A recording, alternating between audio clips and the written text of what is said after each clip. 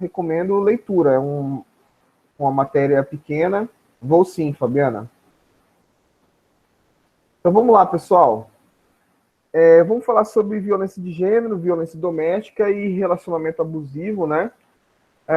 Para eu falar de violência de gênero, eu preciso fazer essa distinção do que é gênero e do que é sexo e do que é sexualidade. Depois definir o que é violência, tá? Basicamente é pegar o tema da aula e fazer essa separação. Tem aqui uma definição teórica, mas eu vou sintetizar da seguinte forma. O sexo, ele é uma atribuição biológica, né? Você tem alguns sexos também, né? Mas, geralmente, no desenvolvimento humano biológico normal, esperado, nós temos aí o sexo masculino e o sexo feminino, né?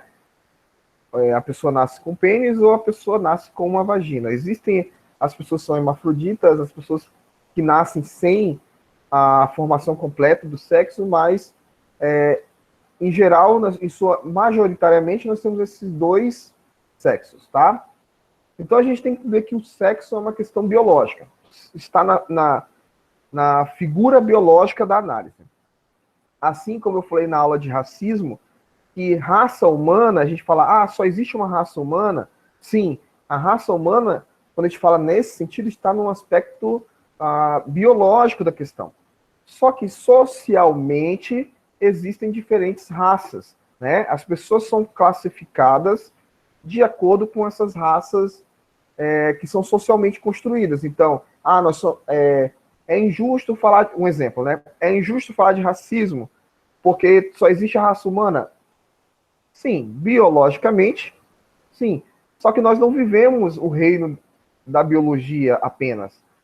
Nós vivemos o reino social. E no reino social, a raça, o fenótipo, a manifestação, né, da sua genética, na sua pele, ela te leva a viver situações sociais que nós vamos chamar de racismo ou discriminação racial. Com relação a sexo e gênero, é a mesma forma de análise.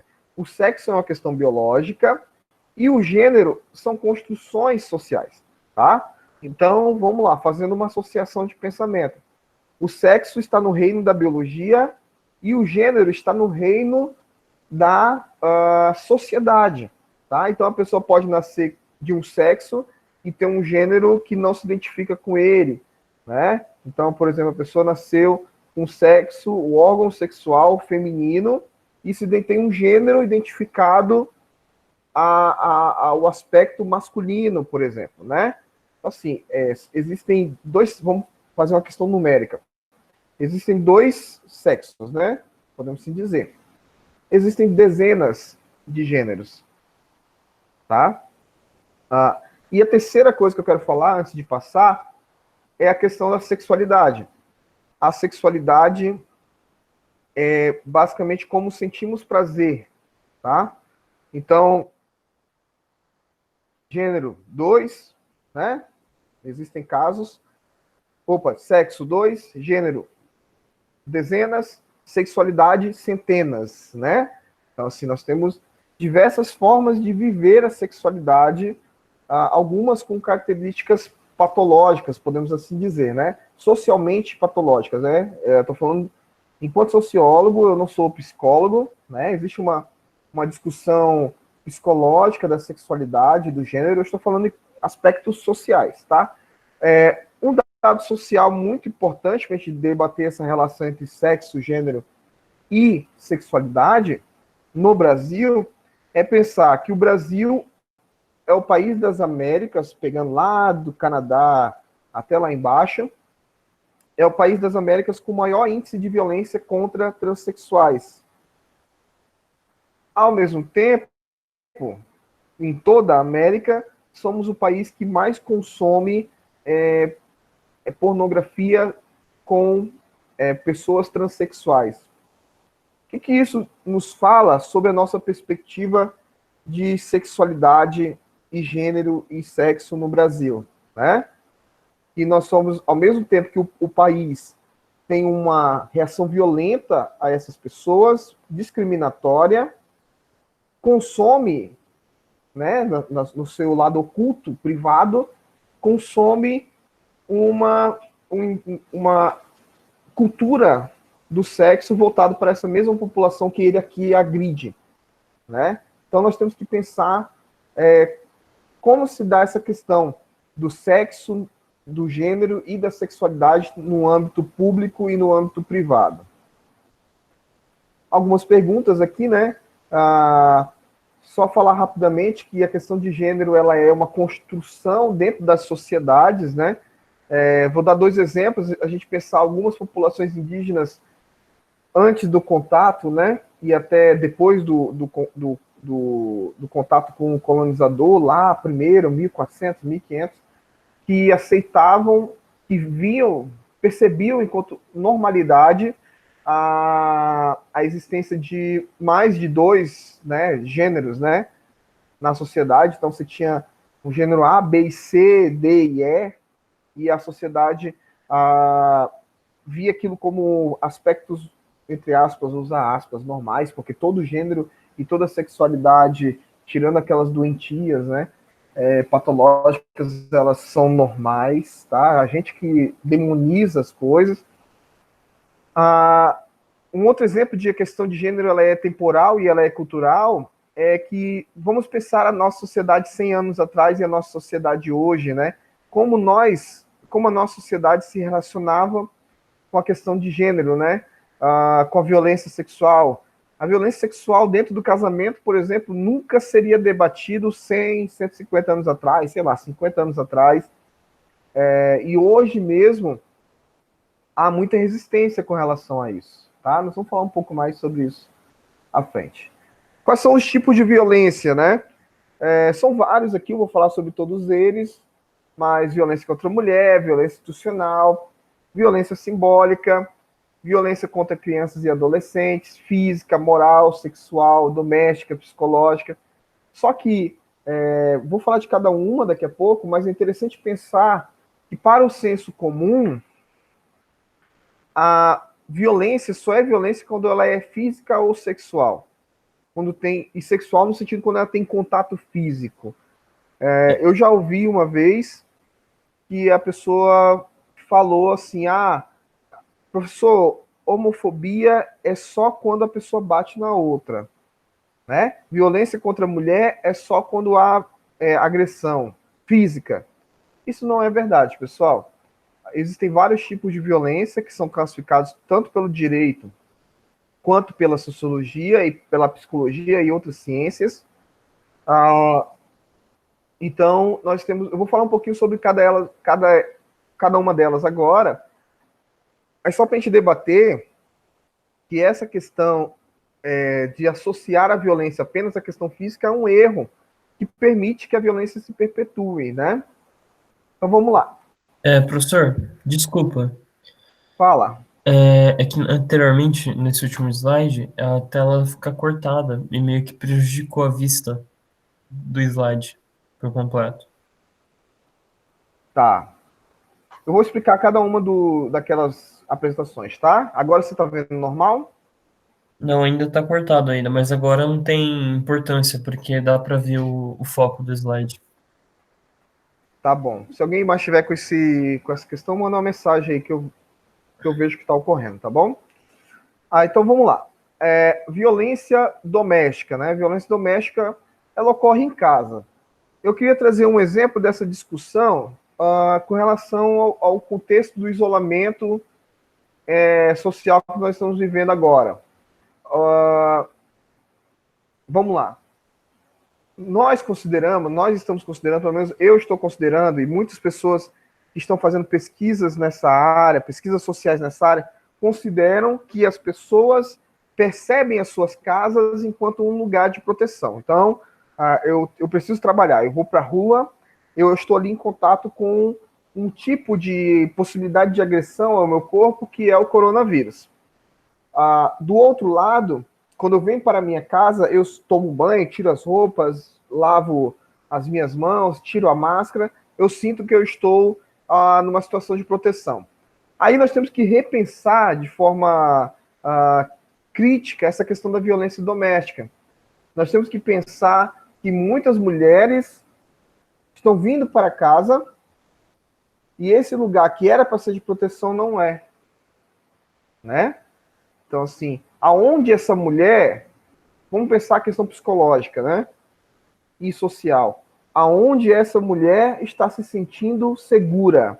Se na rua há um tipo de violência, além das violências que ela já encontra no seu cotidiano, e em casa há outro tipo de violência, que é a agressão doméstica, né?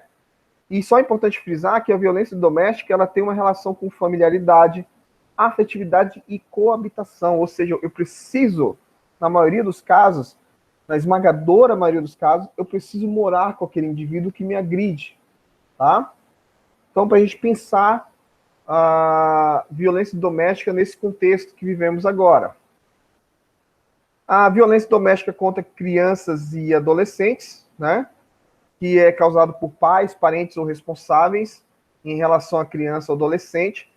Só trazer, assim, frisando que o abandono é uma forma de violência, que a não condução da criança de forma saudável é uma forma de violência, e também temos que questionar, né, apontar que a maioria das violências sexuais causadas contra crianças, mais de 90% é causado por conhecidos da criança, né, da criança e do adolescente. Então, ali, menos de 10% é causado por pessoas de fora do convívio desta criança e desta adolescente. Nós temos que repensar essa relação que a sociedade tem com crianças e adolescentes.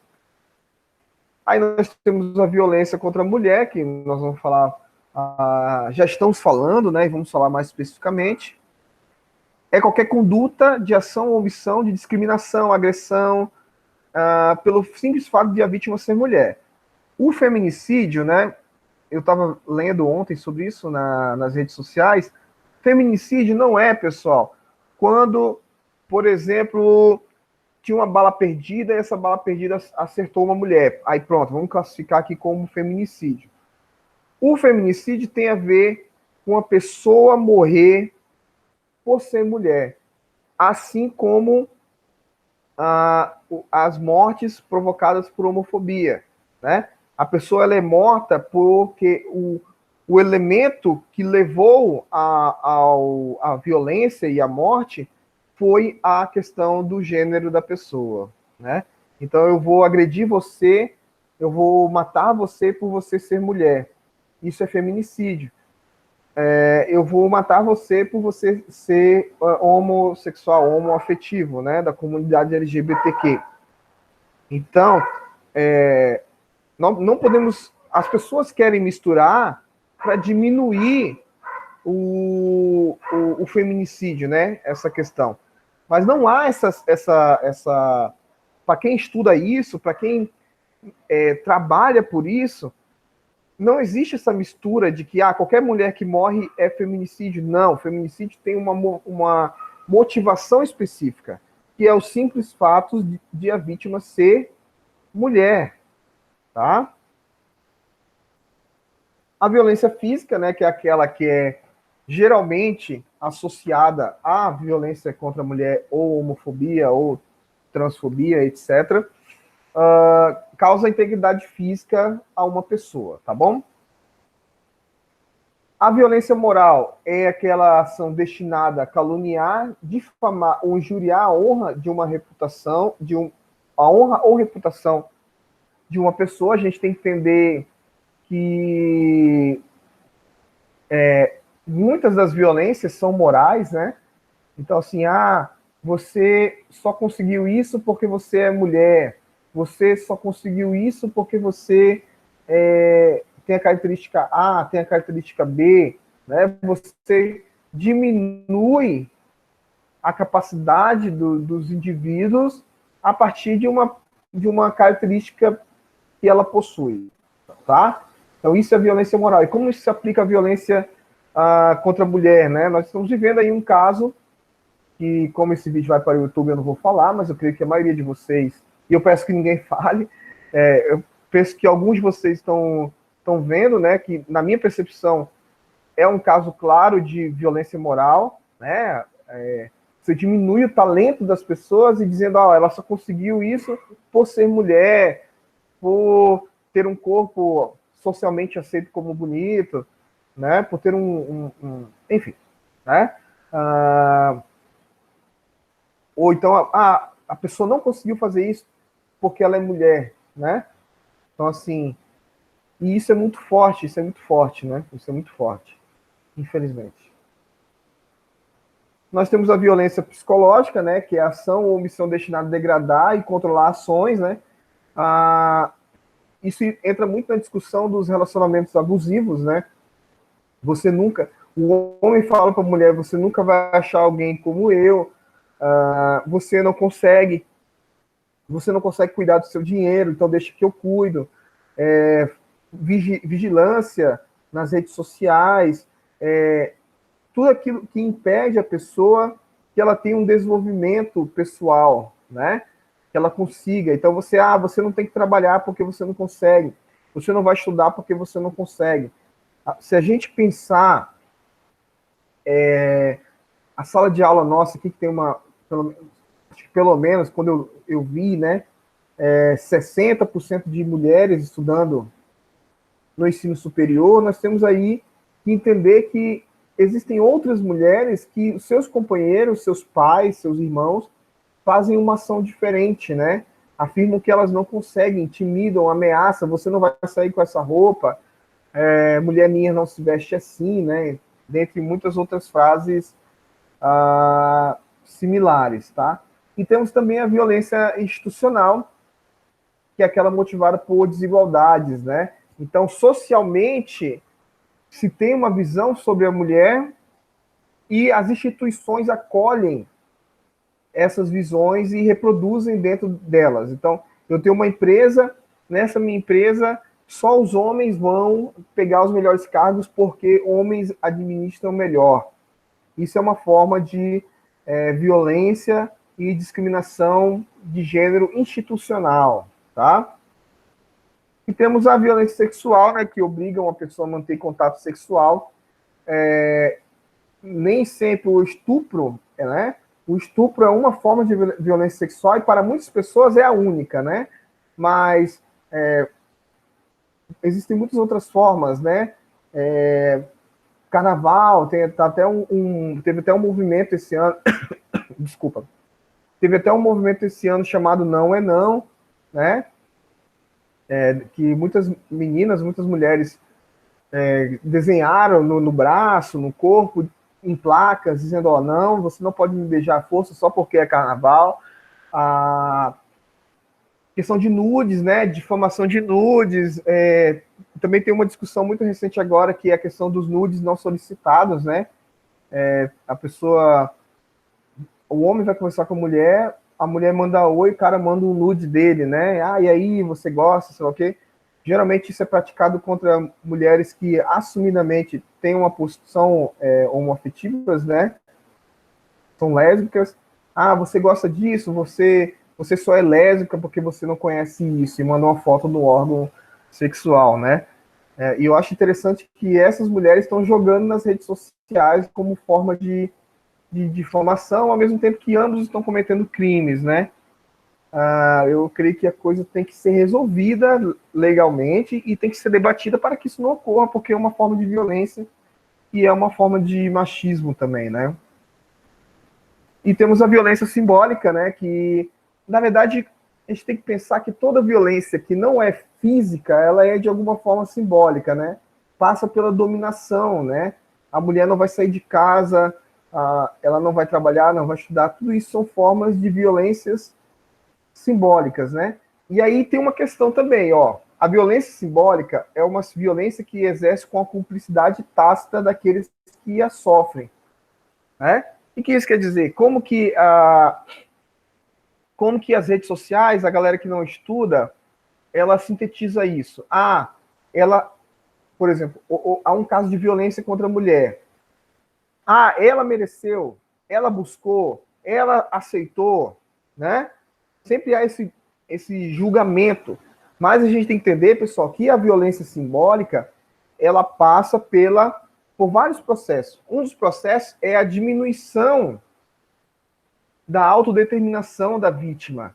Então, aquele agressor, ele vai diminuindo a autodeterminação, vai dizendo que a pessoa é feia, que ela não consegue, dentre muitas outras coisas, ao passo que ela não consegue mais reagir.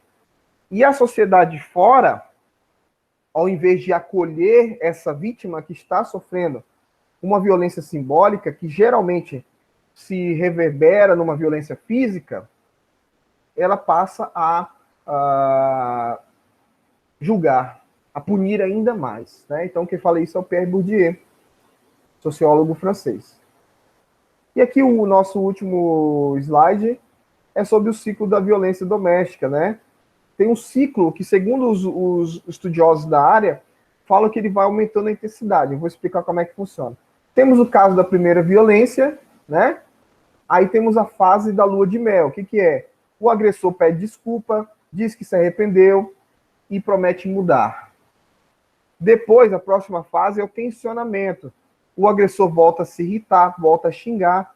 A vítima, ela tenta evitar aquele comportamento. Então, por exemplo, se o homem agrediu a mulher por ela estar usando uma saia, por exemplo, aí ele agride. Depois, na lua de mel, ele pede desculpa, vou mudar, sei lá o quê. A mulher, ela, na próxima fase do tensionamento, ela começa a evitar o uso de saia. Isso eu estou dando um exemplo, tá, pessoal? Só que aí, pela atitude, pela postura do agressor, haverá uma nova violência por um motivo B. Antes foi o motivo A, agora é o motivo B. Agora o motivo é porque a calça dela é muito apertada. Um exemplo. Depois é porque ela está de salto alto. E o que acontece? Esse ciclo da violência, ele vai se tornando cada vez mais agressivo.